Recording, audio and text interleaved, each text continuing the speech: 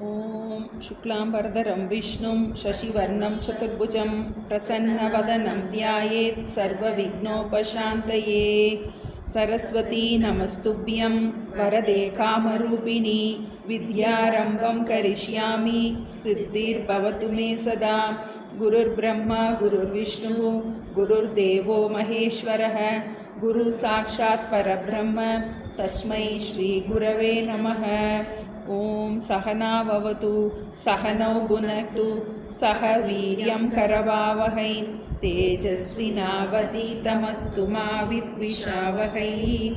ॐ शान्ति शान्ति शान्तिः।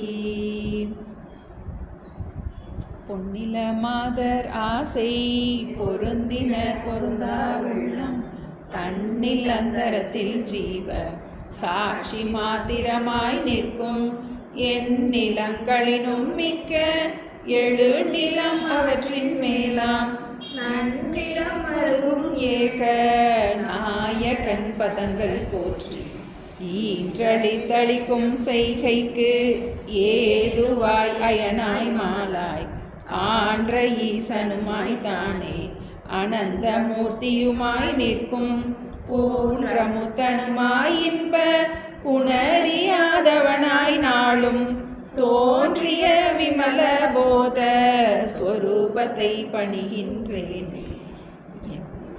மனது உரை அருளால் யானே எங்குமாம் பிரம்மம் என்பால் கவருடை புவனம் எல்லாம் கற்பிதம் என்றறிந்து சுவரிடை வெளிபோல் யான் என் ஸ்வரூப ஸ்வபாவமானேன் அவருடை பதும பாதம் அனுதினம் பணிகின்றேனே.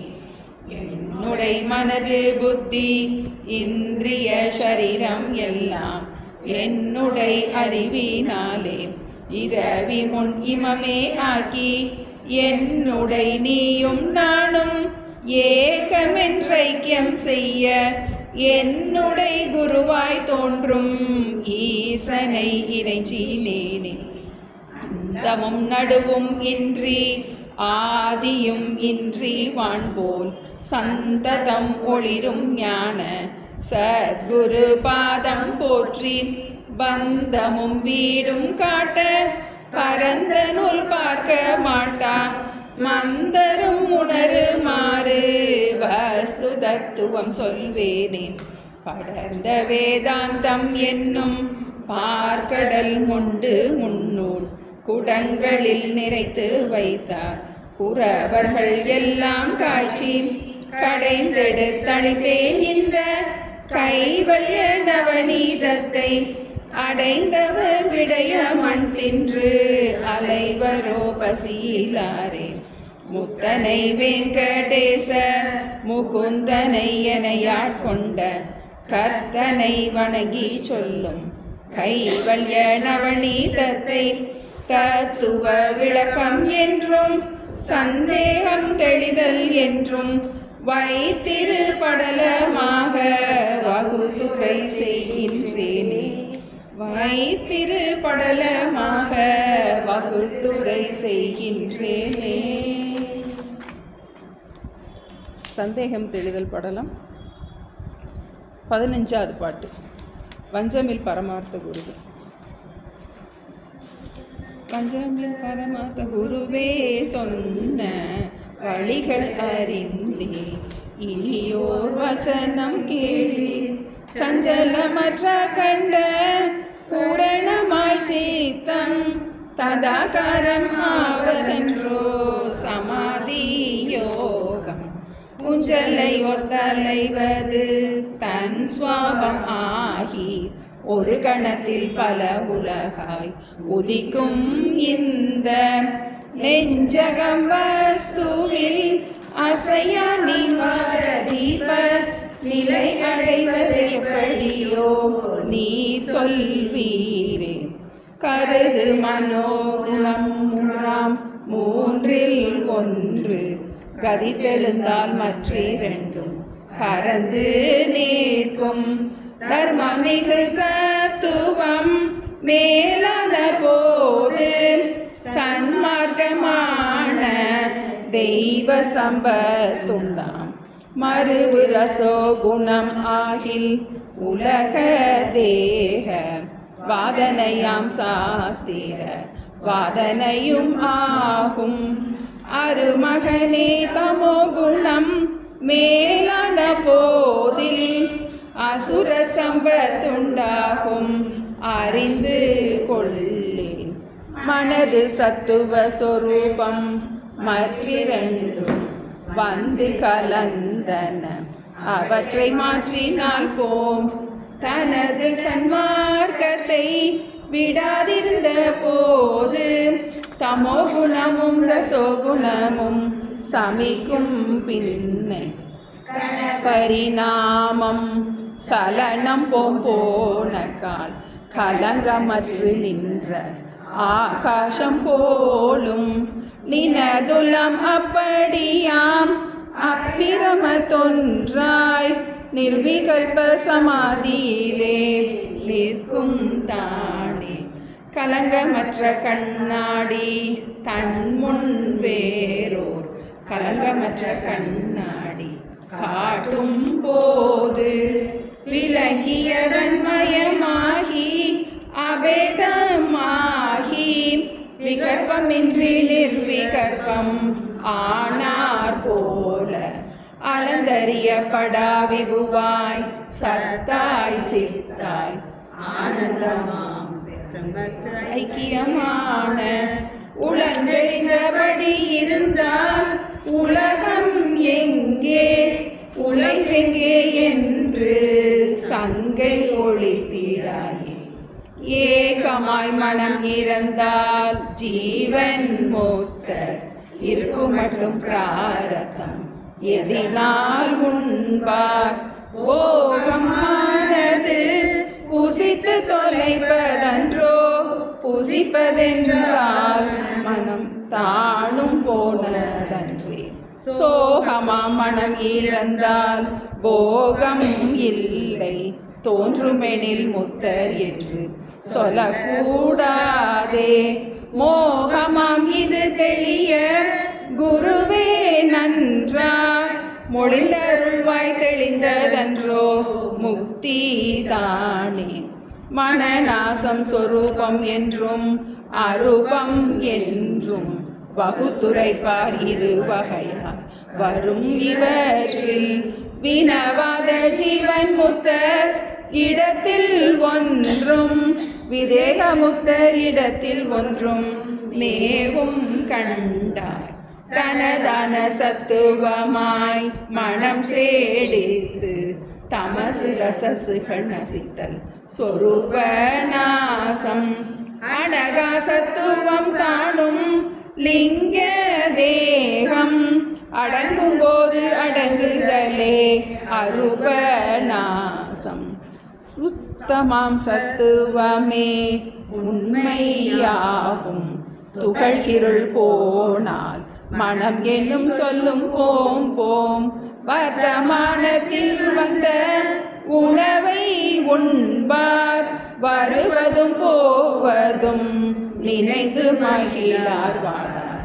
கர்த்தராம் அகந்தையிட்டு அகர்த்தராகி கரண விருத்திகள் அவஸ்தை காண்பாராகி மூத்தராயிருகளுமாம் புசிப்பும் கூடும் முட்டில்லை என்றறிந்து சங்கை மோசிப்பாயே. ஆண்டவராய சுவாமிகளுடைய கைவல்ய நவநீதத்தில் நம்ம தத்துவ விளக்கம் முடிச்சுட்டு சந்தேகம் தேடுதலில் நிறையா கேள்விகளுக்கு பதில் பார்த்துட்ருக்கோம். முதல் கேள்வி, மெய்ப்பொருள் அல்லது பிரம்மம் மனம் வாக்கிற்கு எட்டுமா எட்டாதாங்கிறத பார்த்தோம். மனதிற்கு எட்டும்னு சொல்லப்பட்டது, எட்டாதுன்னு சொல்லப்பட்டது. எந்த கோணத்தில் எட்டும், எந்த கோணத்தில் எட்டாது. வாக்கிற்கு நேரடியான வார்த்தைக்கு எட்டாது, மறைமுகமான வாக்கிற்கு எட்டும். அதுபோல் மனதிற்கு எட்டும் எட்டாதுங்கிறது விருத்திக்கு எட்டும், பலத்துக்கு எட்டாது, சிதாபாசனுக்கு எட்டாது. அடுத்த கேள்வி பார்த்தோம். மனம் இப்படி அலைபாஞ்சிட்டே இருக்கே, அப்படி பிரம்மாகார விருத்தியிலேயே இருந்தால் நல்லா இருக்குமே, அசையாத தீபம் போல் இருந்தால் நல்லா இருக்குமே, சஞ்சலமாக இருக்கே, அப்படின்னு அதுக்கு ஒரு உபாயம் வேணும்னு கேட்கும்போது மனதினுடைய சுபாவத்தை சொல்கிறார். மனது சத்துவஸ்வரூபம், பிரதானமாக சத்துவம் இருக்குது, அதில் தமசும் ரசஸும் வந்து கலந்துருக்கு. இப்போ நம்மளுடைய கடமை என்ன? அதை சத்துவ பிரதானமாக ஆக்கும்போது மனம் உனக்கு அமைதி அடையும். தமசு ரசஸு நசிக்கும் போது என்ன ஆகுது? நமக்கு மனம் அமைதி அடைகின்றது. தன்னுடைய சன்மார்க்கத்தை விடாமல் இருக்கும்போது அதனுடைய சஞ்சலத்தன்மை நீங்கும். மனதுக்கு நல்ல சத்விருத்திகளையே கொடுத்து பழக்கணும். நமக்கு வந்து அபியாசம் பண்ணி நமக்கு அதை ஹடயோக்கம் மாதிரி அதை அடம் பிடிக்கிற மனசை உட்கார்ந்து ஒரு இடத்துல வலுக்கட்டாயமாக ஒரே சிந்தனையிலே நீ கொண்டு வா அப்படிங்கிறத சொல்லலை அவர். அது வந்து கொஞ்ச நேரம் நமக்கு நிற்கும், அதுக்கப்புறம் விட்டால் எப்படி தண்ணிக்குள்ளே அமுக்கின பந்து விட்ட உடனே வெளியே வந்துடுமோ அதுபோல் நம்ம பண்ணும்போது, அந்த அஷ்டாங்க யோகத்தின் மூலமாக பண்ணும்போது அதுக்கு அந்த சித்த நிரோதத்தை பற்றி இங்கே பேசலை.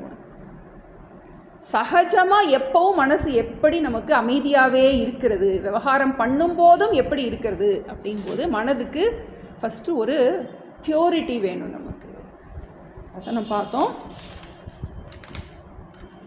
தனது சன்மார்க்கத்தை விடாமல் இருக்கும்போது விரும்பி நம்மளுடைய சத்குணங்களை, அதனால தான் நமக்கு தர்மசாஸ்திரம் ரொம்ப முக்கியம்.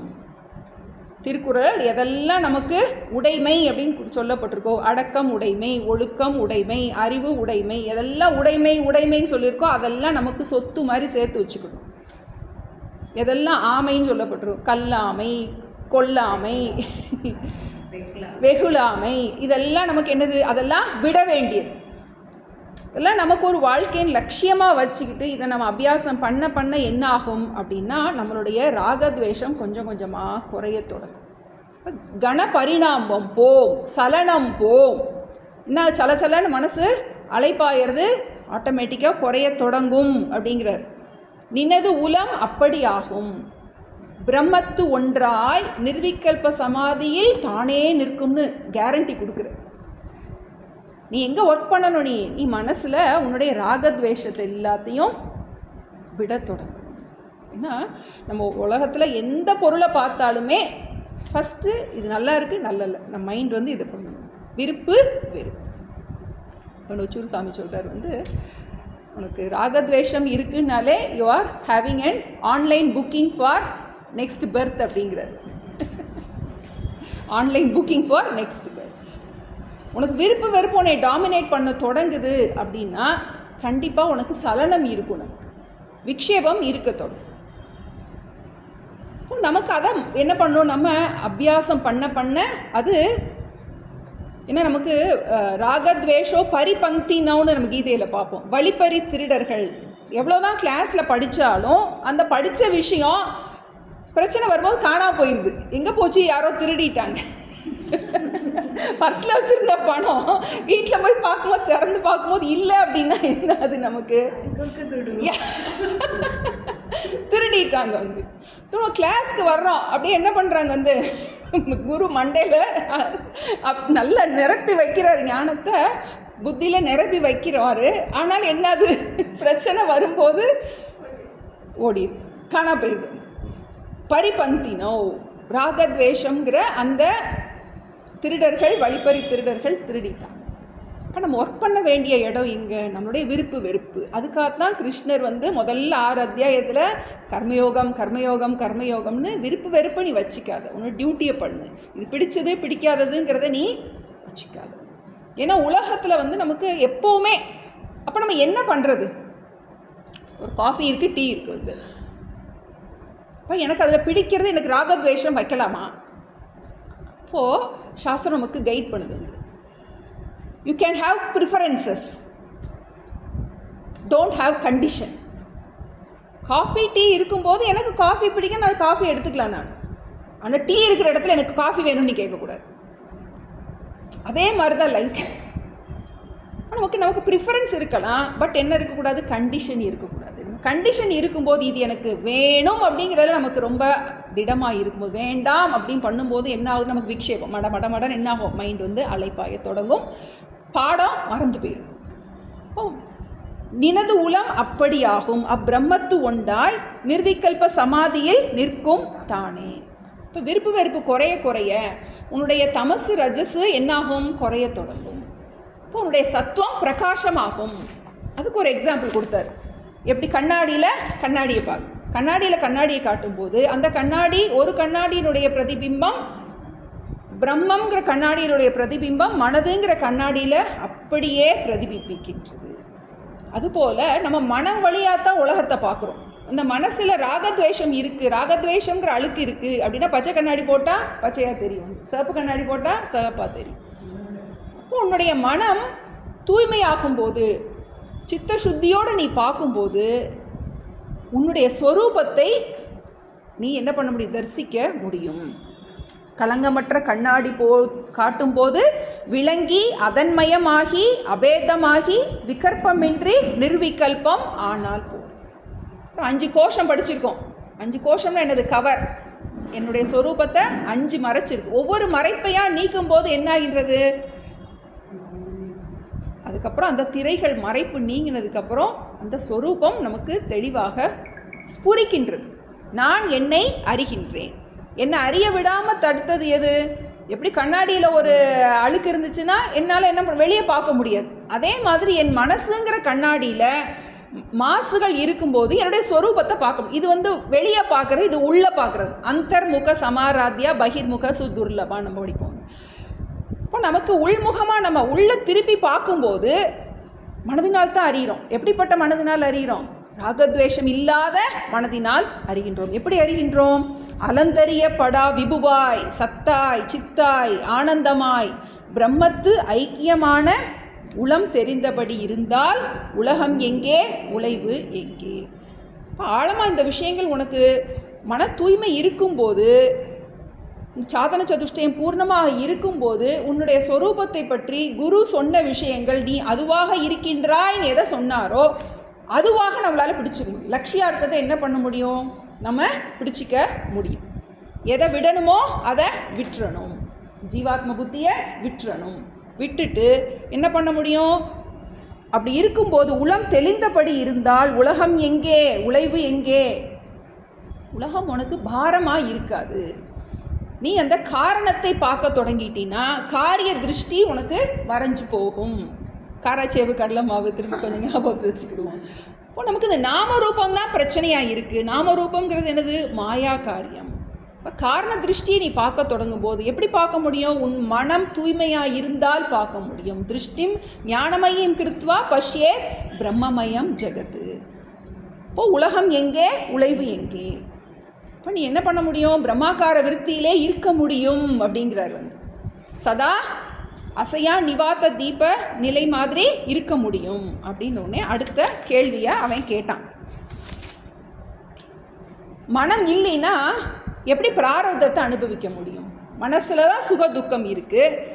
இவருக்கு மனம் இருப்பற்று இருக்குது, மனதுக்கு இருப்பில்லாமல் இருக்கார். அப்படி இருக்கும்போது எப்படி பிராரப்தத்தை அனுபவிக்கிறது? பிறந்ததுலேருந்து நம்மளுடைய பூர்வ புண்ணியத்தில் உட்காந்துருக்கு, புண்ணிய பாபம் எல்லாம் அனுபவிக்க வேண்டிய அம்சம் எல்லாம் உட்காந்துருக்கு. அப்போ அதில் இருக்க மிச்ச மீதியெல்லாம் எங்கே போகும் அப்படிங்கும்போது, சோகமாக மனம் இருந்தால் போகம் இல்லை, தோன்றும் எனில் முத்தர் என்று சொல்லக்கூடாது. அவர் பிரம்மாக்கார விருத்தியிலே இருக்கார், சதா அவர் துவைத்தத்துக்கு சத்தியத்துவம் கொடுக்காம இருக்கார் அப்படின்னா அவருக்கு போகம் இல்லையே. அப்போ பிராரப்தத்தை எப்படி அனுபவிக்க முடியும் அப்படிங்கிறதுக்கு தான் நம்ம பதில் பார்த்துட்டு இருந்தோம். மனநாசத்தை 2 விதமாக சொல்கிறோம். நம்ம யோகப்பரமாக சொல்கிற மனநாசம் இங்கே நம்ம சொல்ல போகிறது கிடையாது. அது மனமற்ற நிலை அப்படின்னு யோக சூத்திரத்தில் சொல்லப்பட்டிருக்கு. நம்ம இங்கே சொல்கிறது மனசு மித்தியாங்கிற ஞானம். மனநாசம் 2 விதமாக இருக்குது, சொரூபநாசம் அரூபநாசம். ஜீவன் முக்தர்கிட்ட இருக்கிறது சொரூபநாசம், விதேக முக்தர்கிட்ட இருக்கிறது அரூபநாசம். ஜீவன் முக்தர்னா வாழும்போதே மோட்சத்தில் இருக்கிறவங்க. யார் ஒருவர் தன்னை அந்த பிரம்மமாக புரிந்து கொண்டு இருக்கின்றாரோ, தான் ஜீவன்கிற எண்ணத்தை விட்டுட்டு இது ஒரு வேஷம், எனக்கு கொடுக்கப்பட்ட வேஷம்னு புரிஞ்சுட்டு உண்மையில் நான் இந்த வேஷத்திற்கு வேறானவன்கிறத நன்றாக புரிஞ்சிருக்காரோ அவர் தான் ஜீவன் முக்தர். அவருக்கு என்ன இருக்குது? சொரூப நாசம் உண்டாகின்றது. சொரூப நாசம், மனதினுடைய சொரூபம் நாசமாகின்றது. மனசுக்கு சஞ்சலம் தான் சொரூபமாயிருக்கு. அந்த சஞ்சலம் ஞானிக்கு அந்த மனதிற்கு அமைதி இருக்கிறதுனால மனதினுடைய விக்ஷேபத்தன்மை அவருக்கு பாதிப்பு கொடுப்பதில்லை. அதான் நம்ம என்ன சொல்கிறோம்? விபரீத பாவனை நீங்கிய மனதை நம்ம சொரூப நாசம் அடைந்த மனம்னு சொல்கிறோம். யார் ஒருவருக்கு I have mind, I am not mind, so don't mind. I have mind, I am not mind, so don't mind. எப்படி இந்த டேபிள் சேர் நான் இல்லையோ, இந்த நோட்டு புஸ்தகம் நான் இல்லையோ, இந்த கண்ணாடி நான் இல்லையோ, அதுபோல் மனம் நான் அல்ல. கண்ணாடியை பயன்படுத்தி நான் பார்க்குறேன். கண்ணாடி என்னது? ஒரு கருவி, ஒரு இன்ஸ்ட்ருமெண்ட். அதே மாதிரி மனம்ங்கிற ஒரு இன்னர் இன்ஸ்ட்ருமெண்ட், அந்த கரணம்னு சொல்கிறோம். அதை பயன்படுத்தி என்ன பண்ணுறோம்? உலகத்தில் பார்க்குறோம். எப்படி பார்க்குறோம்? இது நல்லது, இது கெட்டது, இவங்க நல்லவங்க, அவங்க நல்லவங்கன்னு என்ன பண்ணுறோம்? ஒரு தூய்மை இல்லாத மனதினால பார்க்குறோம். அதை நீ விட்டுரு, அதில் நீ அதிகமாக பற்று வைக்காத. யார் ஒருவருக்கு மனம் மித்தியா, ஐ ஆம் நாட் மைண்ட் அப்படின்னு ஆழமாக மனசு இருக்கோ அவங்களால மனதை கண்டுக்காமல் இருக்க முடியும். மனசு அப்படித்தான் இருக்கும். விதேக முக்தரிடத்திலும் ஜீவன் முக்தரிடத்திலும் இருக்கும். சொரூப நாசம்னா என்ன? மனது தனது சத்துவமாய் சேடித்து தமசு ரசசுகள் நசித்தல் சொரூப நாசம். தமசு ரசசுக்கு நம்ம கர்மயோகத்தினால் தமோ குணத்தை நம்ம ஜெயிக்கணும், உபாசனையினால் ரஜோகுணத்தை ஜெயிக்கணும் பார்த்தோம். இன்னும் ஆழமாக பார்க்கும்போது எப்படி எடுத்துக்கலாம்னா, தமசுனாலே மயக்கம், அறிவில் மயக்கம். என்ன மயக்கம் உண்டாயிருச்சு? பிரமமாம் தன்னை மறந்து விட்டோம். நான் யாருங்கிறத மறந்துருச்சு. எதனால? தமோ குணத்தினால். தமோ குணம் என்ன பண்ணிருச்சு? என்னுடைய அறிவில் ஒரு மறைப்பை உண்டாது. அதன் காரணமாக என்ன ஆயிடுச்சு? எனக்கு எல்லாம் பலவாக தெரிய தொடங்கி. அப்புறம் என்னது? எனக்கு ரஜோகுணம் உற்பத்தி ஆகுது, ஆவரண சக்தி. அப்புறம் என்னது? விக்ஷேப சக்தி. அதனால என்ன ஆயிடுது? நமக்கு சம்சாரம் வருது. சத்துவகுணம் நல்லா டெவலப் பண்ணிட்டோம் அப்படின்னா என்னது? தமசும் ரஜசும் குறைஞ்சிருது. புத்தி ஒழுங்காக வேலை பார்க்குது. பார்க்கும்போதே நமக்கு பிரச்சனை. வாட் அப்படின்னு கத்துறோம், யோ அப்படின்னு கத்துறோம். அப்புறம் கொஞ்சம் சத்துவம் மேலாங்கிருச்சுன்னா என்ன சொல்லிடுறோம்? ஸோ வாட், அதனால என்ன, அத்தனையும் பொய் தானே அப்படின்னு என்ன பண்ணிடுது? உள்ளேருந்து எடுத்து கொடுக்கும். சத்துவகுணம் மேலோங்கி இருக்கும்போது புத்தி வேலை பார்க்க தொடங்குகின்றது. புத்தி வேலை பார்க்க தொடங்கும் போது மனதிற்குரிய சத்தியத்துவம் நீங்கி விடுகின்றது. அந்த கடைசி பாட்டு, காணல் நீர் கிழிஞ்சல் வெள்ளி கந்தர்ப்ப நகர், இது நல்லா நமக்கு ஞாபகத்துக்கு வருது. வரும்போது என்னாகின்றது? ஸ்வரூப நாசம். மனதிற்கு அந்த சஞ்சலம் ஆகின்ற அந்த ஸ்வரூபத்தன்மை போயிருக்கு. மனம் நன்றாக மித்தியாங்கிற அந்த ஞானம் நன்றாக திடப்படுகின்றது. மனம் பாரமாக இருப்பதில்லை. ஞானி மனதில் சாந்தியை எதிர்பார்ப்பதில்லை. முதல்ல எல்லா இடத்துலையும் வெளியே இவங்க அதை பண்ணணும்னு எதிர்பார்ப்போம். இவங்க இதை பண்ணிட்டா நல்லாயிருக்கும், அவங்க அதை பண்ணிட்டா நல்லாயிருக்கும், இது நடந்தால் நல்லாயிருக்கும், அது நடந்தால் நல்லாயிருக்கும்னு நினைப்போம். ஃபைனலி ஞானி தன்னுடைய மனதில் எதையும் எதிர்பார்ப்பதில்லை. கடைசியாக என்ன, அவங்க நல்லது பண்ணதை நம்ம நினச்ச மாதிரி நடக்கணுங்கிற மூலமாக என்ன எதிர்பார்க்குறோம்? மனசில் அமைதி எதிர்பார்க்குறோம். ஞானிக்கு அந்த எதிர்பார்ப்பு இல்லை. ஏன்னா நினச்சது நடந்தாலும் உண்மை இல்லை, நினச்சது நடக்கலைனாலும் உண்மை இல்லை. அடுத்து அரூப நாசம் அப்படின்னு பார்க்கும்போது, இந்த சரீரத்தை விடும்போது ஞானம் வந்ததுடனே என்ன ஆயிடுது? காரண சரீரம் ஆகிய அஜ்ஞானம் போயிடுது.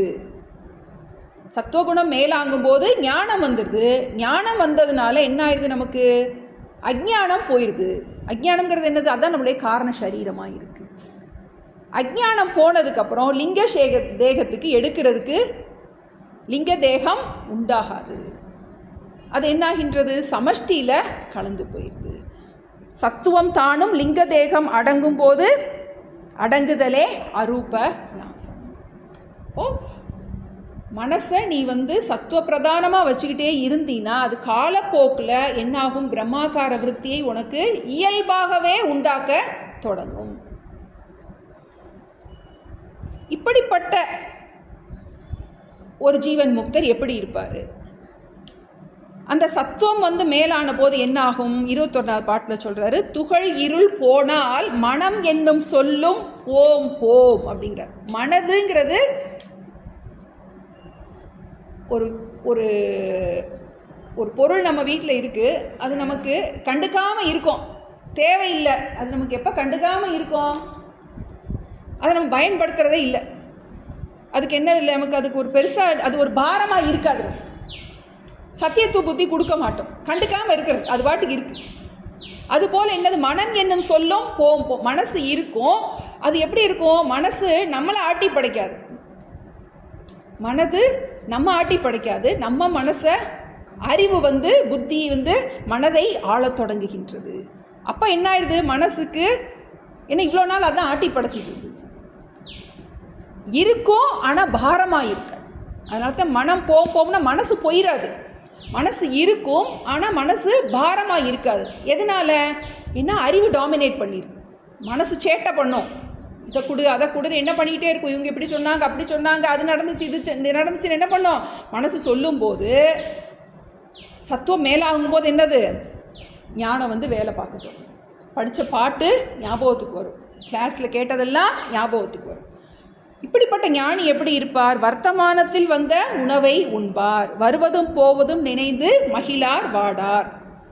கர்த்தராம் அகந்தை விட்டு அகர்த்தராகி கரண விருத்திகள் அவஸ்தை காண்பாராகி முத்தரா இருக்கலுமாம் புசிப்பும் கூடும் முட்டில்லை என்று அறிந்து சங்கை மோசிப்பாயே. ஏற்கனவே நம்ம ஜீவன் முக்த லட்சணத்தில் பார்த்தது.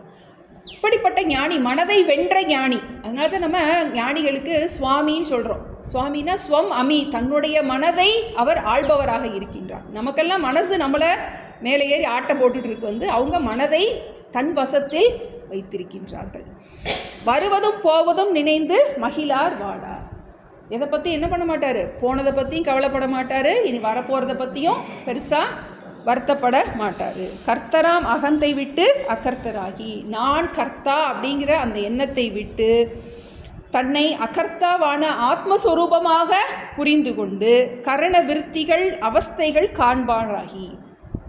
கரண விருத்திகள், அந்த கரணத்தின் விருத்திகளை பார்க்கும் நான் அதற்கு வேறானவன்.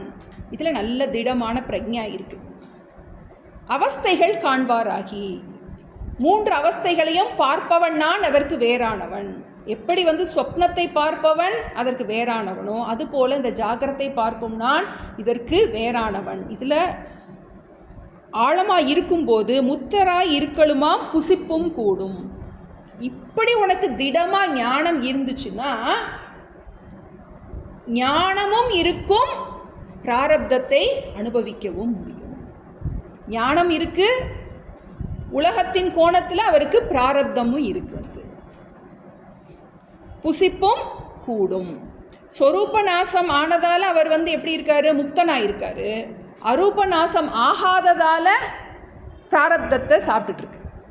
புரியுது இல்லையா? சொரூப நாசம்னா என்னது? மனதனுடைய அந்த தமசும் ரஜசும் போயிடுச்சுன்னா அது சொரூப நாசம்னு சொல்கிறோம். அப்போ அதனால் அவர் முக்தியோடு இருக்கார். ஆனால் பிராரப்தத்தை உலகத்தின் கோணத்தில் அனுபவிச்சுட்ருக்கார். மற்றவங்களோட கோணத்தில் அவருக்கு அந்த சுகதுக்கம் இருக்குது. ஞானிக்கு ஞானியின் கோணத்தில் அவர் தன்னை உடலுக்கு வேறானவனாக நன்றாக புரிந்து கொண்டு இருப்பதால் அவர் சரீரத்திற்கு வருகின்ற சுகதுக்கத்தை தன்னுடையதாக நினைத்து கொள்வது இல்லை. அதனால் என்ன பண்ண முடியும்? முட்டில்லை, இதில் முரண்பாடு இல்லை என்று புரிந்து கொள்வாயே. இப்போ விவகாரம் பண்ணிட்டு இருக்கிற ஞானி போகத்தை அனுபவிக்க முடியும் அப்படிங்கிற கேள்வி முடிஞ்சிருச்சு. அடுத்த கேள்விக்குள்ள போகிறோம்.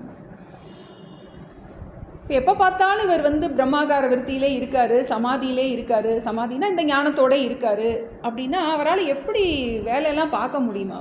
நம்மளே நினைப்போம், சாமிஜிலாம் எப்படி தான் இவ்வளோ வேலை பார்க்குறாங்களோ தெரியல, அவ்வளோ காரியம் பண்ணுறாங்களே, எப்படி பண்ண முடியுது? நமக்கு கிளாஸில் இருக்கும்போது நல்லா இருக்கிற மாதிரி இருக்குது, ஆனால் வெளியே போனோன்னு என்ன ஆயிடுது? விவகாரம் பண்ணும்போது வேலை பார்க்க மாட்டேங்குது. இவர் பரமானந்த சுவாமி சொல்லுவாங்க, செப்பல் ஆன் கிளாஸ் கான் அப்படிம்பார். வந்து செருப்பை போட்டோடனே என்ன ஆயிடுது, கிளாஸு மறந்து போயிடுது. அப்போ அதுக்கு ஒரு கேள்வி கேட்கப்படுது. விவகார வேலையெல்லாம் சமாதி என்றால் விகற்பமன்றோ, மனம் அலைந்து விடாதோ, விட்டால் அவதானம் நழுவும் அன்றோ என்றாயாகில் அதற்கொரு திருஷ்டாந்தம் கேள் ஆசை கொண்டு. நவமாக பரபொருடன் தன்னை கூடி நயந்த சுகம் அனுபவித்த நாரி நெஞ்சம் தவமாக மனை தொழில்கள் செய்யும் போதும் தழுவி அனுபவித்த சுகம் தன்னை விடாதே. விவகார வேலையெல்லாம் சமாதி என்றால் விகற்பமன்றோ, மனம் அலைந்து விடாதோ, விட்டால் அவதானம் நழுவும் அன்றோ என்றாயாகில் அதற்கொரு திருஷ்டாந்தங்கேல் ஆசை கொண்டு. நவமாக பரபொருடன் தன்னை கூடி நயந்த சுகம் அனுபவித்த நாரி நெஞ்சம் தவமாக மனை தொழில்கள் செய்யும் போதும் கல்வி அனுபவித்த சுகம் தன்னை விடாதே. ஸோ இப்போ ஒரு கேள்வி, விவகார வேலையெல்லாம் சமாதி என்றால், எப்போ பார்த்தாலும் இதையே ஞானி யோசிச்சுட்டு இருந்தார். மைண்டில் இவருக்கு நான் உடல் அல்ல அப்படிங்கிற அந்த எண்ணமே மேலோங்கி இருக்கும்போது அவரால் எப்படி உடம்பு வச்சு வேலை செய்ய முடியும்? நமக்கு விவகார வேலையெல்லாம் சமாதி என்றால், சமாதினா இங்கே சகஜ சமாதி, நம்ம உட்கார்ந்து பண்ணுற அந்த சமாதி இல்லை, மனதில் எப்பவும் இந்த பிரம்மாகார விருத்தியே மேலோங்கி இருக்குது. அவரால் என்ன பண்ண முடியல, அதில் ஈடுபட முடியுமா, வேலை பார்க்க முடியுமா, இதையே மனசு யோசிச்சுட்டு இருக்கு. உடம்பு இல்லைங்கிற எண்ணத்தை வச்சுக்கிட்டு உடம்பை விவகாரம் பண்ண முடியுமா? அம்மா இல்லைங்கிற எண்ணத்தோடு அம்மாவாக இருக்க முடியுமா? மனைவி இல்லைங்கிற எண்ணத்தோட மனைவியாக இருக்க முடியுமா? அப்படின்னு நம்ம ரெண்டு மைண்டு வேலை பார்க்க வேண்டியது இருக்கு. அது எப்படி முடியும் நமக்கு? விகற்பம் அன்றோ, விகற்பம்னா விக்ஷேபம், மனம் அலைந்து விடாதோ. வேலைக்குள்ளே போயிட்டா பாடம் மறந்துடுது, பாடத்துக்குள்ளே உட்காந்துட்டா வேலை மறந்துடுது, கிளாஸை கேட்கும்போது வேலை இருக்கே அப்படின்னு இருக்குது நமக்கு என்ன. அப்புறம் வேலைக்குள்ளே போயிட்டா பாடம் மறந்துடுது. என்ன பண்ணுறது? அவதானம் நழுவுமோ? அவதானம்னா அந்த பிரம்மாகார விருத்தி, அந்த ஏகாகிரதை, அந்த கான்சன்ட்ரேஷன் போயிருமே, நழுவு போயிருமே. இது வரைக்கும் படித்ததெல்லாம் மறந்துடுமே. வந்து 10 நாள் ஒரு கல்யாண வீடு வருது அப்படின்னா என்ன, அது நமக்கு வீட்டு கல்யாண வீடுன்னா மொத்தமாக எல்லாத்தையும் என்ன வேலைகள்லாம் என்ன ஆயிரும், நமக்கு ஊருக்கு போகிறோம் அப்படின்னு பிளான் போட வேண்டியது இருக்குது. இதை வாங்கணும், அதை வாங்கணும், இதை பேக் பண்ணணும், இப்படி போகணும், அப்படி போகணும்னு மைண்டில் ஃபுல்லாக என்ன இப்படியே இருந்துச்சுன்னா ஆத்மாவாது பிரம்மா நமக்கு ஏதோ அப்படி என்ன ஆகும், நழுவுமே என்றாய் ஆகில் அதற்கு ஒரு திருஷ்டாந்தம், ஒரு எக்ஸாம்பிள் சொல்கிறேன் அப்படின்ற. இது கொஞ்சம் ஒரு சொல்கிறதுக்கு வெளிப்படையாக சொல்ல முடியாத ஒரு எக்ஸாம்பிள், ஆனால் உலகத்தில் இருக்கிற விஷயம். ஆசை கொண்டு நவமாக பரபுருடன் தன்னை கூடி நயந்த சுகம் அனுபவித்த நாரி நெஞ்சம். கணவனோட வாழ்ந்த ஒரு பெண் ஒரு புதிதாக ஒருவனுடன் உறவு கொள்ளும்போது தவமான மனை தொழில்கள் செய்யும் போதும் தழுவி அனுபவித்த சுகம் தன்னை விடாதே. புதுசாக ஒரு சுகத்தை அனுபவித்தவளுக்கு வேலை பார்த்துட்டு இருக்கும்போது அந்த அனுபவத்தை சுகம் வந்து இருக்கும் இல்லையா அப்படின்னு கேட்குறேன். இது ஆணுக்கும் எடுத்துக்கலாம், பெண்ணுக்கும் எடுத்துக்கலாம். ஜென்ரலாக சொல்லும்போது புதுசாக நம்ம ஒரு விஷயத்தை அனுபவிச்சிருக்கோம், ஆசை கொண்டு, ரொம்ப முக்கியமானது. இப்போ நம்ம விரும்பி தேடி ஆசைப்பட்டு தேடி தேடி ஓடி ஓடி போய் குருவுக்கிட்ட பார்த்து விடாமல் இத்தனை வருஷம் நம்ம கேட்கும்போது எப்படி அந்த பெண்ணுக்கு தான் அனுபவித்த சுகத்தை வேலை பார்த்துட்டு இருக்கும்போது ஞாபகத்தில் வந்துக்கிட்டே இருக்குமோ. வேறு இன்னொரு எக்ஸாம்பிள் கூட எடுத்துக்கலாம். நமக்கு ஒரு ட்ரெயினில் போகிறோம், டெல்லி போகிறோம், இடையில இறங்கி ஏதோ இறங்கி ஸ்டேஷனில் இறங்கி என்ன பண்ண வேண்டியது இருக்குது, ஏதோ வாங்க வேண்டியது இருக்குது. 10 நிமிஷம் ட்ரெயின் நிற்கும், போய் வாங்க போகிறோம். ஆனால் மனசு ஃபுல்லாக எதில் இருக்குது, ட்ரெயின் போயிடக்கூடாது. ட்ரெயின் போயிடக்கூடாது. கை வாங்கினா கூட என்னவா இருக்குது, மனசு ஃபுல்லாக அதிலே தான் இருக்குது. அதுபோல் உனக்கு ஒரு விருப்பமான விஷயம், உனக்கு எது முக்கியம்னு நினைக்கிறியோ, அப்போ அந்த சமயத்தில் எதை முக்கியம்னு நினைக்கிறோம்? ட்ரெயின் தான் முக்கியமாக இருக்குது. இப்போ எதை நீ முக்கியமாக நினைக்கிறியோ அது உனக்கு மறக்காது. என்ன வேலை செஞ்சிட்டு இருந்தாலும், இப்போ நம்ம கிளாஸ் கேட்டுட்டு இருந்தாலும் யார் யார் மனசு எங்கெங்கே இருக்குது எங்கே நமக்கு விருப்பு இருக்கோ, எங்கே வெறுப்பு இருக்கோ அங்கே போய் மனசு சுற்றிட்டு இருக்கும். அதுபோல் இப்போ எதுக்காக சொல்லப்பட்டிருக்கு அப்படின்னா, எப்போ பார்த்தாலும் பிரம்மம், நான் பிரம்மம், நான் பிரம்மம், நான் ஆத்மா நினச்சிக்கிட்டே இருக்கணுமா அப்படின்னா, நமக்கு இந்த விருத்தி எப்பவும் இருக்கணும்னு அவசியம் கிடையாது. அந்த ஞானம் எப்பவும் இருக்கும். விருத்தின்னு என்னது? தாட். நான் பிரம்மம், நான் பிரம்மம், நான் பிரம்மம் நினச்சிக்கிட்டே இருந்தால் ஒரு வேலையும் பார்க்க முடியாது. ஆனால் 2-2-4 நம்ம நினச்சிக்கிட்டே இருக்க வேண்டியதில்லை. ஆனால் என்ன இருக்குது, கை என்ன வேலை பார்த்துட்டு இருந்தாலும், எத்தனை வேலை பார்த்துட்டு இருந்தாலும் 2-2-4ங்கிறது எனக்கு ஞாபகத்தில் இருக்குது. விருத்தி எப்பவும் இருக்குன்னு அவசியம் இல்லை. ஆழ் மனசில் இருக்கின்ற எந்த விஷயமுமே நம்மளால் எப்போவுமே எடுக்க முடியும். இப்போ என்னோடய வீட்டு சாவி எங்கே இருக்குது, எனக்கு என்ன வேலை பார்த்துட்டு இருந்தாலும் தெரியும். என்னோடய வீட்டில் என்னென்ன ஜாமான் எங்கெங்கெல்லாம் இருக்குது, அதெல்லாம் என்ன வேலை பார்த்துட்டு இருந்தாலும் எனக்கு தெரியும். எத்தனை ஃபோன் பேசிக்கிட்டே என்ன பண்ணுறோம், சமையல் பண்ணுறோம், இப்படி தூக்கி போடுறோம், அப்படி தூக்கி போடுறோம். மேல்மனம் ஒரு காரியம் பண்ணாலும் ஆழ் மனசில் இருக்கும்போது அந்த ஆழ்மன பதிவை வச்சு என்ன பண்ணுறோம், நம்ம எது டாமினேட் பண்ணுது, நமக்கு ஆழ்மனம் தான் டாமினேட் பண்ணுது. அப்போ விவகாரம் பண்ணிக்கிட்டு இருக்கும்போதும் நமக்கு ஆழ் மனசில் ஒரு விஷயம் நமக்கு ஆர்வம் இருக்குது, ஆசை கொண்டு எனக்கு மோட்சந்தான் வேணும், எனக்கு இந்த பிறவியில் லட்சியம் இதுதான் அப்படிங்கிறது அந்த தீர்மானம் ஆழமாக இருக்கும்போது கண்டிப்பாக என்ன பண்ண முடியும், நம்மளால் ரெண்டையும் பேலன்ஸ் பண்ண முடியும். இது ஒன்றும் கஷ்டம் கிடையாது அப்படிங்கிறத என்ன, நமக்கு திட அபரோக்ஷ ஞானம் நமக்கு ரொம்ப வேணும். அபரோக்ஷ ஞானம் படித்தோம் நம்ம இதில் பஞ்சதசியில் படித்தோம். அபரோக்ஷ ஞானம், திட அபரோக்ஷ ஞானம், அது ஆழ் மனசில் நன்றாக நிலை பெற்று விட்டால் மனதில் ஒரு பகுதி எப்பவும் நினச்சிக்கிட்டே இருக்கும். எல்லாருமே நமக்கு ஒரு குழந்தை பிறந்த உடனேயே நீ அம்மா, நீ உன் பிள்ளையை பார்க்கணும்னு யாராவது சொல்லி கொடுத்துருக்காங்களா? பகுதியில் என்ன இருக்குது, என்னோட குழந்தை அதை என்ன பண்ணிட்டு இருக்கோம், சுமந்துக்கிட்டு இருக்கோம் இல்லையா? அது மாதிரி இந்த ஞானத்தை என்ன பண்ண முடியும், நீ ஆசாசையாக நீ 10 மாதம் நமக்கு ஒரு பேபியை கொண்டு வந்த உடனே அது எப்படி ஆக்கிரமிச்சிருது, ஜஸ்ட் ஒரு பிறந்த உடனேயே அது என்ன ஆகுது, நம்மளுடைய மனசை ஃபுல்லாக ஆக்கிரமிச்சிருது. அதுபோல் இந்த ஞானம் உனக்கு புதுசாக ஒரு பிறந்த குழந்தை மாதிரி அது நம்மளுக்கு அவ்வளோ ஒரு ஆசையும் ஆர்வமும் இருக்கும்போது அது என்ன ஆகாது, உனக்கு மறந்து போகாது. அடுத்து இன்னொரு கேள்வி குருவே கேட்குறாரு.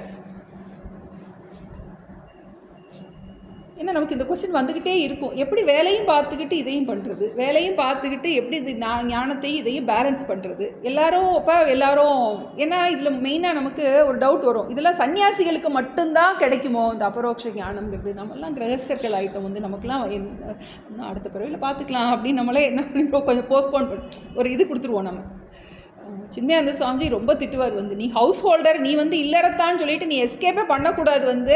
ஏன்னா கிருஷ்ணர் அர்ஜுனனுக்கு தான் சொல்லி கொடுத்துருக்காரு. கிருஷ்ணரும் கிரகஸ்தன், அர்ஜுனனும் கிரகஸ்தன்.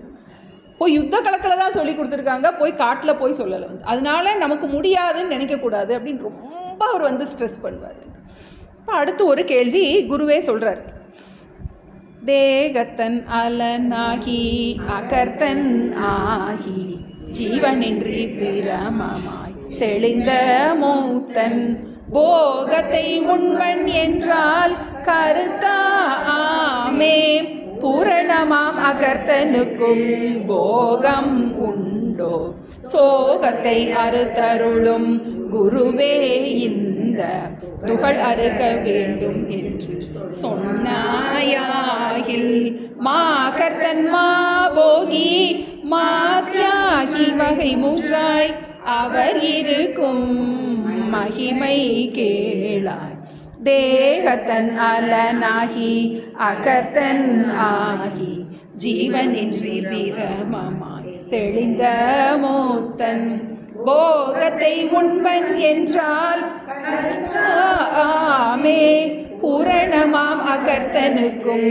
போகம் உண்டோ? சோகத்தை அறுத்தருளும் குருவே இந்த துகளறுக்க வேண்டும் என்று சொன்னாயாகில் மாகர்த்தன் மாபோகி மாத்யாகி வகை மூன்றாய் அவர் இருக்கும் மகிமை கேளாய். ஒரு கொஸ்டின். போகத்தை உண்பன் என்றால் யாரு? ஞானி. எல்லாத்தையும் அனுபவிக்கிறார். பார்க்குறோம், சாமிஜிலாம் ஃப்ளைட்டில் தான் போயிட்டு வருவாங்க. பெரிய பெரிய மாட மாளிகையிலெல்லாம் இருப்பாங்க. அதெல்லாம் அனுபவிக்கும்போது கர்த்தೃத்துவம் வந்துடும் இல்லையா? நான் அனுபவிக்கிறேங்கிற அந்த எண்ணம் இருக்கும் இல்லையா? எப்படி ரெண்டையும் பேலன்ஸ் பண்ணுறது? தேகத்தன் அலனாகி நான் தேகங்கிற எண்ணத்திலிருந்து பூர்ணமாக விடுபட்டுட்டார். ஆனால் அதை அனுபவிக்கும் போது நான் அனுபவிக்கிறேங்கிற அந்த எண்ணம் வரும் இல்லையான்னு கேட்குறான். உடம்பு அனுபவிக்குது, ஆனால் நான் உடம்பு இல்லைங்கிற எண்ணத்தோடு அனுபவிக்கும் போது நான் அனுபவிக்கிறேங்கிற அந்த எண்ணம் வந்துருமே.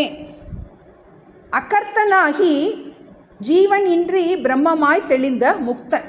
முக்தனுக்கு அடைமொழி இத்தனை கொடுக்குறார். நான் தேகத்தன் அல்ல, நான் எந்த காரியமும் செய்யவில்லை. அகம் அகர்த்தா. ஜீவன் இன்றி, நான் ஜீவன் அல்ல. நமக்கு முதல்ல ஜீவன் நான் என முளைத்தல் தோற்று, அதை விட்டுட்டார். நான் ஜீவன்கிற எண்ணம் இல்லை, பிரம்மமாய் தெளிந்த முக்தன். மயக்கம் தெளிஞ்சிருச்சு. நான் ஜீவன்கிற மயக்கம் தெளிஞ்சிருச்சு. நான் பிரம்மம்னு நன்றாக என்ன பண்ணிட்டான்? அந்த மயக்கம் தெளிந்து தன்னை நன்றாக நினைவுபடுத்திக்கிட்டான். அப்படிப்பட்ட ஞானி போகத்தை உண்பன் என்றால் சுகதுக்கத்தை அனுபவிப்பாருன்னா. ஏன்னா பிள்ளைகள்லாம் நிறைய கேள்வி கேட்குங்க. சாமிஜி படத்தெல்லாம் பார்க்கும்போது முதல்ல நான் என் பொண்ணை கூப்பிட்டு போனேன். சாமிஜி ஏசி ரூமில் இருக்கார். சாமியார்லாம் ஏசியில் இருக்கலாமா அப்படின்னு முதல் கேள்வி கேட்டால் அது எப்படி சாமி எப்படி ஏசி ரூமில் இருக்கலாம் அப்படின்னு. அப்போது நான் சொன்னேன் அவங்க நிறையா இடம் ட்ராவல் பண்ணுறதுனால பாடி டெம்பரேச்சர் ஒரே இதை மெயின்டைன் பண்ணணும்னு அவங்களுக்கு இருக்குது. இன்றைக்கி அமெரிக்கா போவாங்க, பொழுதனைக்கு ட்ராவலில் இருக்கிறதுனால பாடி டெம்பரேச்சரை மெயின்டைன் பண்ணுறது. இந்த மாதிரிலாம் கேள்வியெலாம் கேட்பாங்க. சாமியார்லாம் ஃபுல்லாக ஃப்ளைட்லேயே போகிறாங்க. அவங்க அப்படி அவங்க லேட்டஸ்ட்டு ஃபோன் வச்சுருப்பாங்க, இப்படிலாம் நிறையா சொல்லுவாங்க. அப்போது இப்படிலாம் யூஸ் பண்ணுறாங்க அப்படின்னா அவங்களுக்கு கர்த்தೃத்துவம் வந்துடும் இல்லையா? பூரணமாம் அகர்த்தனுக்கு போகம் உண்டோ? தன்னை பூர்ணமாக புரிந்து கொண்ட அந்த அகர்த்தனுக்கு போகம் உண்டோ? அந்த போகத்தை எப்படி அனுபவிக்க முடியும் அவங்க? ஒரு இவர் நல்லா சொன்னார். தயானந்த சுவாமிஜி, சின்மயானந்த சுவாமிஜி சொன்னார். அவர் இங்கே அமெரிக்காலாம் போய் இது பண்ணும்போது அவங்க மிஷனுக்காக நிறையா இது பண்ணுவாங்க. ஃபண்டு கலெக்ட் பண்ணும்போது அவர் நிறைய ஃபண்டு கொடுக்கணும்னு சொல்வார்.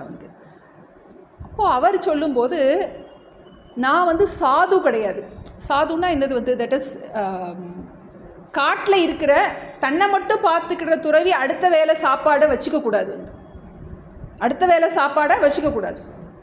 இப்போ நான் வந்திருக்கிறது ஒரு மிஷனரியாக வந்திருக்கேன். நான் ஒரு ஆசிரமத்து ட்ரஸ்ட்டுக்காக வந்திருக்கேன். That is the difference. இதை நம்ம தப்பாக மிஸ்யூஸ் பண்ணிடக்கூடாது. சன்னியாசிகளே இதை மிஸ்யூஸ் பண்ணிடக்கூடாது. யார் இந்த மாதிரி கம்ஃபர்டபுளாக இருக்காங்க அப்படின்னா அவங்க தன்னுடைய சரீரத்தை உலகத்துக்காக சமர்ப்பணம் பண்ணி அவ்வளோ காரியம் பண்ணுறதுக்கு சரீரத்திற்கு தேவை இருக்குது. அதுக்காக தனியாக இருக்கிற ஒருத்தர் நம்ம ஏசி ரூம்லேயும் இதுலேயும் போட்டுட்டு போகத்தை இதை தப்பாக பயன்படுத்திடக்கூடாது. அப்போ சோகத்தை அறுத்தருளும் குருவே. குருவுக்கு ஒரு அடைமொழி, என்னுடைய சோகத்தை நீக்கக்கூடிய சக்தி படைத்த குருவே, இந்த துகள் அறுக்க வேண்டும் என்று சொன்னாயாகில். குருவே சொல்கிறார், இந்த மாதிரி எனக்கு ஒரு துகள்னா சந்தேகம். எப்படி போகத்தை அனுபவிக்கிற அதே சமயத்தில் நான் உடம்பு இல்லைங்கிற எண்ணத்தோடு எப்படி முடியும்? சாமிஜி ஒரு வாட்டி சொன்னாங்க, ஏன்னா அவங்க ஏசியிலே தான் இருக்க வேண்டியது இருக்குமா நிறைய இடம் ட்ராவல் பண்ணும்போது. அப்போ அவர் சொன்னார், அதனால நமக்கு பாடி அடிக்ட் ஆயிரும். அதுக்கப்புறம் சுகம் இல்லாமல் இருக்க முடியாது. அவர் சொன்னார் அதனால் நான் வாரம் ஒரு நாள் ஏசி இல்லாமல் இருப்பேன் அப்படின்னாரு. ஆனால் போகத்துக்கு அடிமையாயிடக்கூடாது, அவ்வளோ அலர்ட்டாகவும் இருக்கணும். துகளறுக்க வேண்டும் என்று சொன்னாயாகில் ஞானி எப்படிப்பட்டவராயிருக்கார்னா, மா கர்த்தன், மா போகி, மா தியாகி, வகை 3ஆய் அவர் இருக்கும் மகிமை கேளாய். அவர் போகத்தை அனுபவிக்கும் போது எப்படிப்பட்டவராக இருக்கார்னா, மா கர்த்தனாக இருக்காரு, மா போகியாக இருக்காரு, மா தியாகியாக இருக்காருன்னு 3 வார்த்தை. விஷய சுகத்தில் அவர் ஈடுபட்டு இருக்காரு, எல்லா விவகாரத்தில் ஈடுபட்டு இருக்கும் போதும் அவர் எப்படிப்பட்டவராக இருக்காரு, மா கர்த்தனாக இருக்காரு, மா போகியாக இருக்காரு, மா தியாகியாக இருக்கார். 3 வார்த்தை. இப்போ நமக்கு அடுத்து மா கர்த்தன்னா என்னன்னு தெரியணும், மா போகினா என்னன்னு தெரியணும், மா தியாகினா என்னன்னு தெரியணும். அடுத்து இந்த 2 பாட்டில் சொல்கிறாரு. செய்கையும் செய்விக்கையும் அற்றிருக்கும் காந்த சிலை மலை முன் இரும்புகள் சேட்டிக்குமா போல், செய்கையும் செய்விக்கையும் அற்றிருக்கும் என் முன் ஜடமான உலகம் எல்லாம் சேட்டை செய்யும் மெய் கலந்த இந்திரிய விகார ரூப விவகார விருத்திக்கும் விருத்தி தானா மெய் கலந்த சமாதிக்கும் சாட்சியே நான் வெயில் போல் என்று உரைத்தவன் விபுமாகர்த்தன். செய்கையும் செய்விக்கையும் அற்றிருக்கும் சிலை மலை முன் இரும்புகள் சேட்டிக்குமா போல், செய்கையும் செய்விக்கையும் அற்றிருக்கும் என் முன் ஜடமான உலகம் எல்லாம் சேட்டை செய்யும் மெய் கலந்த இந்திரிய விகார ரூப விவகார விருத்திக்கும் விருத்தி தானா மெய் கலந்த சமாதிக்கும் சாட்சியே நான் வெயில் போல் என்று உரைத்தவனே விபுமாகர்த்தன். இந்த 24வது பாட்டில் அந்த மா கர்த்தன் அப்படிங்கிறதுக்கு எக்ஸ்பிளைன் பண்ணுறார். மா கர்த்தன் 2 எக்ஸாம்பிள் சொல்கிறார். மா கர்த்தன்னா யார்? பெரிய கர்த்தாவா? கர்த்தானா என்னது? காரியம் செய்வனுக்கு கர்த்தா அப்படிங்கிறோம், கர்த்தரே அப்படிங்கிறாங்க. ஆக்சுவலாக கர்த்தாங்கிறது விஷ்ணு சஹஸ்ர நாமத்தில் இருக்கிற ஒரு நாமம், விஷ்ணுவுக்கு இருக்கிற ஒரு நாமம். செய்கையும் செய்விக்கையும் அற்று இருக்கும் காந்த சிலை மலை முன் இரும்புகள் சேட்டிக்குமா போல். ஒரு எக்ஸாம்பிள் சொல்கிறார். ஒரு காந்தம் இருக்குது, அது காந்தம் என்ன பண்ணுது? பக்கத்தில் வர்ற இரும்பு அதில் போய் டக்குன்னு போய் ஒட்டிக்கும். இந்த இரும்பு காந்தத்தில் போய் ஒட்டுறதுக்கு காந்தம் என்ன பண்ணுச்சு? காந்தம் ஒன்றும் பண்ணலை, வாவான்னு கூப்பிடலை. அதுக்கு ஒரு ஆற்றல் இருக்கு. எப்படிப்பட்டதாக இருக்குது? செய்கையும் செய்விக்கையும் அற்று இருக்கின்றது. அது எந்த காரியமும் தான் செய்யலை, நீ வான்னு கூப்பிடலை, நான் வர்றேன்னு சொல்லலை. அதுக்கு ஒரு என்ன இருக்குது? ஒரு காந்த சிலை மலை முன் இரும்புகள் சேட்டிக்குமா போல். சேட்டிக்கும்னா அசைகின்றது. இரும்பு என்ன பண்ணுது? அந்த காலம் விளையாடுவோம், நம்ம பேப்பர்லாம் வச்சு மடியில் வச்சு விளையாடுவோம். அப்போ என்னது? அந்த காந்தத்தினுடைய சந்நிதியில் இரும்பு செயல்படுகின்றது, அதற்கு ஒரு இயக்க சக்தி உண்டாகின்றது. அதுபோல செய்கையும் செய்விக்கையும் அற்று இருக்கும் என் முன் ஜடமான உலகம் எல்லாம் சேட்டை செய்யும். இங்கே என் முன்கிறது இங்கே சைத்தன்யத்தை சொல்லும், ஆத்மாவை சொல்லும். ஆத்மாவின் முன்னாடி சாநித்தியத்தில் இந்த மாயினால் உண்டாக்கப்பட்ட அனாத்மா என்ன பண்ணுது? எல்லாம் டான்ஸ் ஆடுது, வேற ஒன்றும் இல்லை. உண்மையில் எப்படி அந்த காந்தம் எந்த செயலையுமே செய்வதில்லையோ, அதனுடைய ப்ரெசன்ஸ். நமக்கு சூரியன் இருக்குது, எப்படி இந்த கோள்கள் எல்லாம் சுற்றி வருது? அந்த சூரியனுக்கு ஒரு ஈர்ப்பு சக்தி இருக்குது. கொஞ்சம் அசைஞ்சிச்சினால் அவ்வளோதான், என்ன ஆகும்? இப்போ எவ்வளோ அதுக்குரிய ஒரு ஆற்றல் இருக்குது. அது எல்லாத்தையும் அதே வட்டத்தில் போகணும். கொஞ்சம் முன்ன பின்னா என்ன பண்ணிடக்கூடாது, மாறி போயிடக்கூடாது. அதுபோல் இந்த காந்தம் எப்படி மலைகளை ஈர்க்குதோ, அதுபோல் இந்த ஆத்மா முன்னாடி இந்த ஜடமான உலகம் எல்லாம் சேட்டை செய்யும். இந்த அனாத்மாவான ஜெகத்தெல்லாம் என்ன பண்ணுது? எப்படி சூரியனை சுற்றி கோள்களெல்லாம் தானாக சுற்றிக்கிட்டே இருக்குது. அங்கே எதுவும் மோட்ரு கிட்டரு ஒன்றும் கிடையாது, ஃபியூஸை போகிறதுக்கு கரண்ட் போகிறதுக்கெல்லாம் ஒன்றும் கிடையாது. ஏதோ ஒரு சக்தியில் என்ன பண்ணிகிட்ருக்கு, போயிட்டுருக்கு. அதுபோல் இந்த ஆத்மாவின் முன்னாடி இந்த மாயினால் உண்டாக்கப்பட்ட இந்த ஜடமான உலகம் எல்லாம் என்ன பண்ணுதான்? சேட்டை பண்ணுதான். அதே தான், சேட்டை தான் பண்ணிகிட்ருக்கு. என்ன பண்ணிகிட்ருக்கு? எப்படி வந்து கரண்ட்டும் ஃபேனும் சேர்ந்தோடனே என்னது சுத்த தொடங்கிது. அதுபோல் இதனுடைய சாநித்தியத்தில் என்னது? இந்த ஜடமான உலகம், உடல், மனம், புத்தி எல்லாம் என்ன பண்ணுது? செயல்படுகின்றது. ஞானி இது நல்லா புரிஞ்சு வச்சுருக்க. அதான் மா கர்த்தா அப்படின்னு. மெய்கலந்த இந்திரிய விகார ரூப விவகார விற்த்திக்கும் விற்பி தானா மெய்கலந்த சமாதிக்கும் சாட்சியே நான். ஞானி தன்னை என்னவா புரிஞ்சு வச்சுருக்காரு? மெய்கலந்த இந்திரிய விகார ரூப, மெய்னா ஆத்மாவோட சம்பந்தப்பட்ட அந்த இந்திரியங்கள், ஆத்மாவும் அனாத்மாவும் சேரும்போது என்னாகின்றது? மனதில் எக்கச்சக்கமான விருத்திகள் உண்டாகின்றது.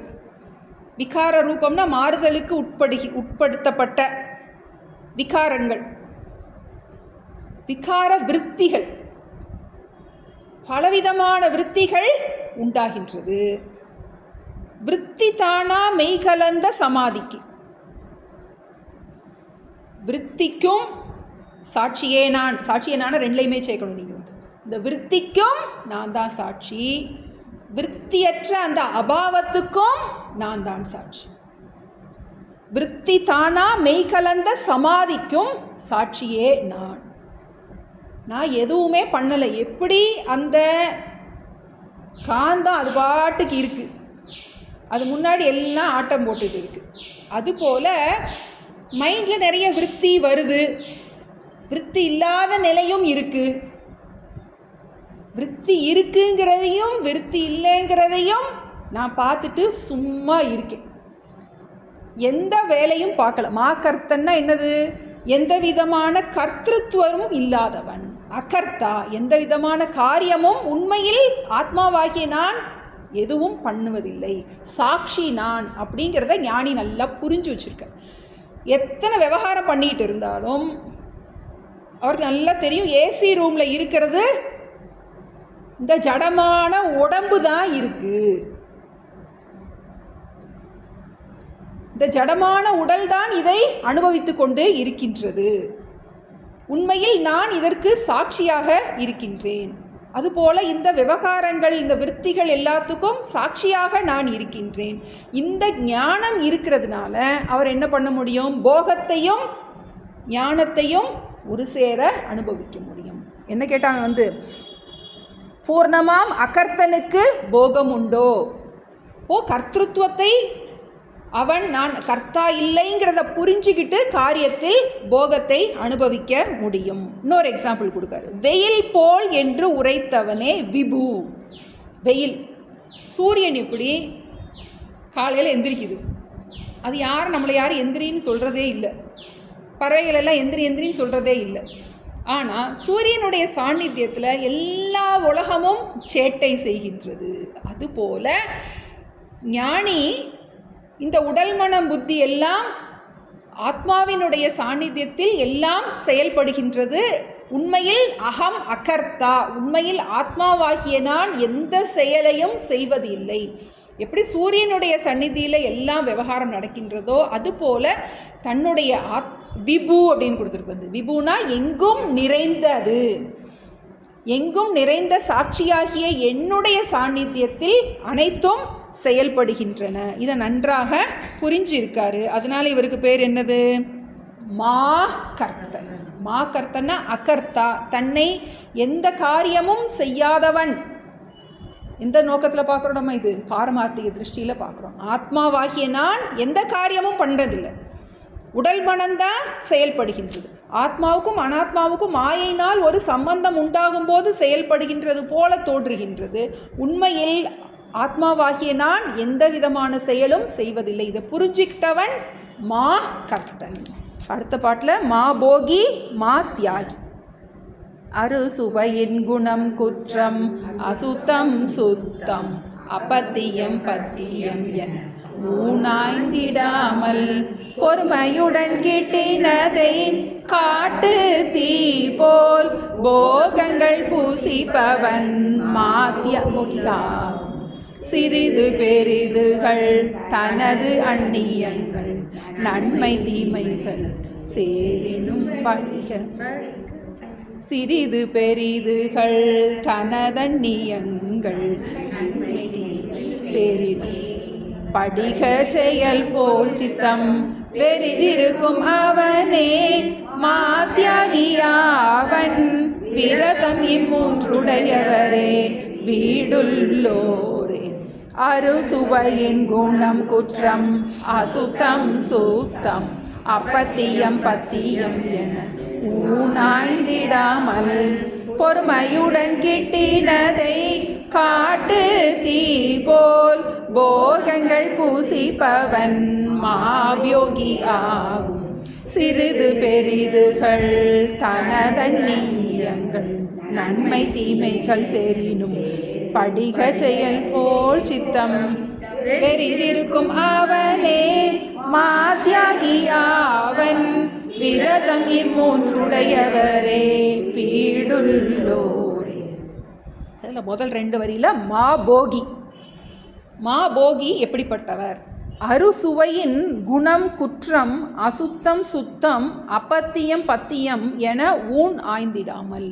ஊன்னா உணவு, மலையாளத்தில் ஊனு கழிஞ்சி அப்படிம்பாங்க. அந்த ஊன் ஆய்ந்திடாமல். எப்படி ஆய்ந்திடாமல்?